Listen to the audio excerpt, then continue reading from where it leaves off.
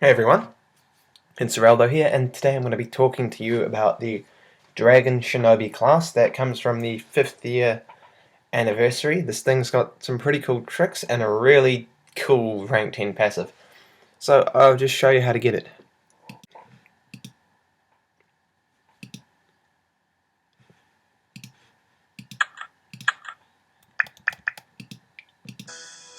Now there are two ways to get this class. One will only be available till the 18th of November, and the other will be available until the 6th year birthday anniversary. If you want the one that's going to be available for the full year, buy it from the class store for 2,000 adventure coins at Battleon. Failing that, you've got just over a month to earn the class from Alina. You merge it. Now I've already sort of done this, but you can merge it. You can get the armors and the helms and the weapons. And to do that, you've got to do quests. Now, you do that by just starting the quest here. If you're a non-member, this is going to take quite a while. To get the class, you're going to have to do this quest here 300 times. If you're a member, you also get this quest here, which gives you 2 tokens, not just 1. And you can do both at the same time, because if you look, it's Monster Goo and Monster Nugget. Whoops. Whereas here, it's Monster Gunk and Monster Chunk. So you can finish both quests at once and then turn in for 3 at once instead of just the 1 or 2. So you do the quest by just going through here,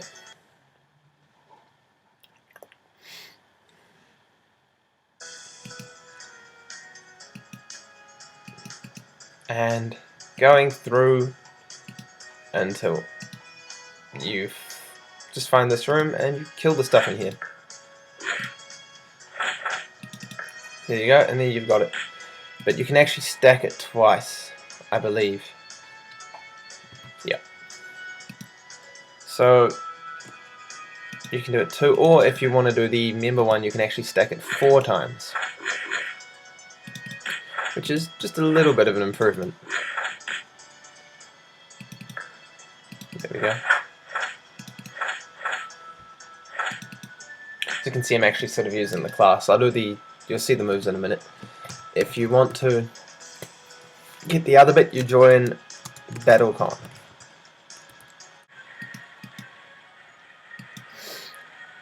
And you rock up to where the zombies are, so just over here.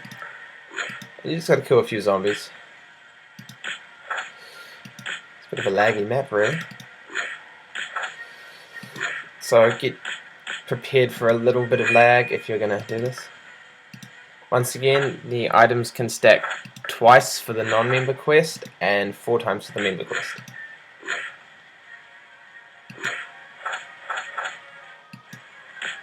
So we won't. Yeah, I'll stack 4 times just to demonstrate. Now, if you remember, this should only take a couple of hours earning. If you're a non-member, I do not know, but I think it's possible to get it in a day. This class will be going permanently rare. A few people seem to think that because the secret underground lab was returning, so was the Shonen class. No, the Shonen class is gone for good and will never be available again. Same with the 3rd year anniversary class, the Vindicator of Day. Dragon Shinobi will also be making that same sort of disappearance. You've got a month, as I said, till November 18th to earn it in-game. And then after that, you've got till the next birthday anniversary to buy it for adventure coins. Now that we're back in the lab, I'll just show you the quest turning in. So you get, as I said, 1 from this quest, 2 from this. Now if you're a member, if you get the full stacks, you can get 10 tokens for every trip. So that's 30 trips. Fortunately, if you're a non-member, you can only get 2 tokens per trip, and so that's 150 trips. Not the greatest. Once you have all the Dragon Shinobi tokens you need, you just go to the Dragon Shinobi merge shop over here and merge your class, or you could merge one of these items, but I'm going to go with the class. And there you have your Dragon Shinobi class. One good thing about this class is that you've probably noticed both versions, and that's the earned version, which I have here, and the bought version for ACs count as AC storage. So although this is going perma-rare, you don't have to worry, you can't accidentally delete it, however you can accidentally sell it. But if you don't have the inventory space for it, you just chuck it in the bank. Now I'm going to recommend some thief enhancements for this. It's an evasion based class, and so when you look at the stats, you've got relatively high evasion. Note, I've leveled up. I'm still not max level, but I've leveled up. It's quite interesting. I feel that the moves, because they're all magical and physical, lend itself to hybrid and luck as well. But I feel that because this really is an evasion based class, you really want to emphasize that. You do get HP back when you dodge attacks, as well as getting mana back, which is sort of important. You do get a bit more when you do crits, but I don't think crits are the focus of this class. You've got decent haste, and that's affected by the Shadow Master passive, which is incredibly powerful because it also increases your damage over time effect by 30%. And that's significant. The other one is an 18%, which is pretty large bonus to endurance. So perhaps if you want to go for a sort of tank evasion thing, you could. I feel that this class lends itself to a bit of customizing and openness in terms of enhancements, but I still think personally you want to emphasize the evasion. Also worth noting is just the cost of this move here. I'll go into it in more detail when I actually kill stuff, but it's 90 MP, or 90 mana. It's a full heal, so it's good, but you're really going to want to have MP. So as far as all enhancements are concerned, I'd recommend just going for the mana vamp. Failing that, if you really want to emphasize being just staying alive, you've got high dodge, you get a bit of health back, you've got a good heal, but health vamp may be useful. That said, since this is open to enhancements, you may feel that Spiral Carve is better. So here's a bit of error in my foresight. I figured, I know, I'll get this class to rank 10 before filming the guide. And that seemed like a good idea until I tried filming the guide. I'm going to start with the rank 10 passive. This class's rank 10 passive is insane. It either increases your damage over time damage by 400%, or it increases it to 400%.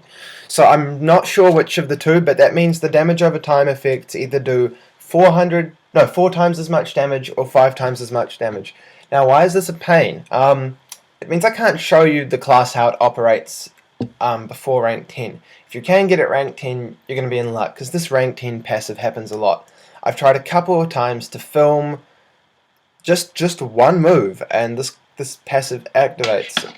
I guess this is real. It shows you what the class will be like once you get it to rank 10. But for those of you just wanting to see the normal damage progression, you're out of luck, I'm afraid.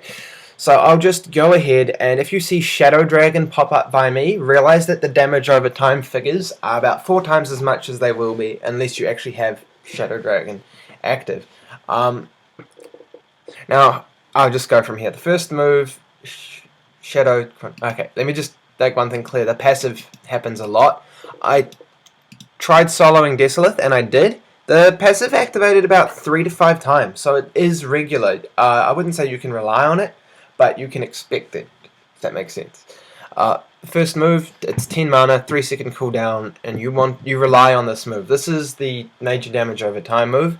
It's every time you use this move, your damage over time increases. You've also got to remember that there's a 30% passive playing, so it'll be a bit less. The starting passive when at my current level was 31. I mean, the starting dot was 31, but then with the passive it went up to 40. And then you've got to remember that Spinning Dragon increases, not Spinning Dragon, the Shadow Dragon increases that more. So I'll just demonstrate if I can hit. There we go. So it's a dot of 86 because it didn't quite activate. 132. So you can see that this thing actually, in terms of damage over time, progresses quite quickly. We're already, I think, over 200 now. Yeah. Generally, by the end of an enemy at this level, you can get to a damage over time of about 500. Oh, what do you know? We didn't actually have Shadow Dragon activate. That's sort of unusual. Now, you've got to hope that you're not actually missing too much, because the damage over time will not activate. Well, it'll deactivate. Your second move is essentially a full heal at the cost of 90 MP. Now, this doesn't take your Shadow Dragon away, but you might have a little bit of trouble with MP afterwards, but it is a good save. Hopefully you're not actually getting hit that much, because you're an evasion class. Shadow Soul is not that great, because it destroys your stacks of Shadow Kunai. You've got to start from the beginning. It's a 7-second stun, and I'll just demonstrate it. So you turn to stone, like a Vindicator of they hitting you, but then you take a lot less damage, and you can still dodge. I like how you're stone, you're stuck in place, and you can still dodge. You restore a huge amount of MP, so I really should have used the heal first, but I wanted to demonstrate the 7-second stun and damage. And so it really destroys your stacks, and that's a bit of a pain. Guess we'll demonstrate now the MP restoration of this move. You do actually need 15 MP to use it in the first instance. So there you go.